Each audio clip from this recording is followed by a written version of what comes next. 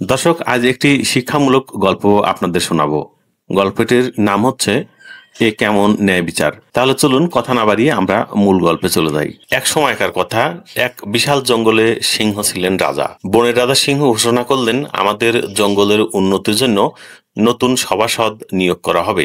এই দায়িত্ব আমি দিলাম এই জঙ্গলের সবচেয়ে চতুর এবং বুদ্ধিমান প্রাণী শিয়ালকে। এরপর নতুন সভাসদ নিয়োগের জন্য শিয়াল বনের সব পশু পাখিদেরকে ডাকেন এবং শিয়াল মুখে মুখে বলে দেন, যোগ্যতার ভিত্তিতেই সভাসদ নির্বাচন করা হবে। কিন্তু গোপনে সে শর্ত বেঁধে দিল, যে আমাকে সবচেয়ে ভালো ভালো খাবার এনে খুশি করতে পারবে তাকেই সভাসদ করা হবে। এরপর শুরু হলো প্রতিযোগিতা। ভাল্লুক নিয়ে এলো মধুর চাক, হাতি আনলো সুস্বাদু ফলের ঝুড়ি, গরু দিল দুধ, আর বানর দিল বাদাম। অন্যদিকে খরগোশ, হরিণ আর টিয়েরা শুধু নিজেদের যোগ্যতার উপরই ভরসা করলো, তারা শিয়ালকে কিছুই দিল না। কিছুদিন পর শিয়াল তাদের নতুন সভাসদের তালিকা প্রকাশ করলো।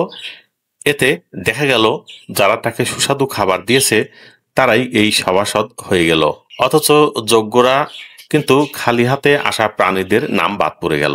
এতে জঙ্গলে চরম অসন্তোষ দেখা দিল এবং প্রাণীরা বলাবলি করতে লাগলো, এভাবে হলে রাজ্যের সভা অযোগ্য প্রাণীতে ভরে যাবে, জঙ্গলের ক্ষতি ছাড়া কিছুই হবে না। শেষমেশ সব প্রাণী গিয়ে আশ্রয় নিল জঙ্গলের সবচেয়ে জ্ঞানী প্রাণী পেঁচার কাছে। পেঁচা জঙ্গলের অন্য প্রাণীদের সব কথা শুনে দীর্ঘ চিন্তার পর রায় দিলেন, এই সভাসদ নিয়োগ অন্যায্য, তাই সব নিয়োগ বাতিল করা হলো।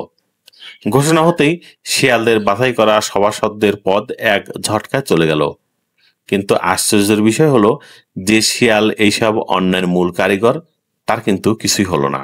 দর্শক, এই গল্পের একটি শিক্ষণীয় দিক আছে, সেটি হচ্ছে জঙ্গলের এই কাহিনী কি নিছকই রূপকথা, নাকি বাস্তবের সঙ্গেও এর কোনো মিল আছে? মাঝে মাঝে সত্যি মনে হয়, যারা অন্যায়ের ফাঁদ পাতে তারা অক্ষতই থেকে যায়, আর ভুক্তভোগীরাই শেষ পর্যন্ত সবকিছু হারায়। দর্শক, গল্পটি নিয়ে আপনাদের মতামত অবশ্যই কমেন্ট করে লিখবেন। ধন্যবাদ, সবাই ভালো থাকবেন।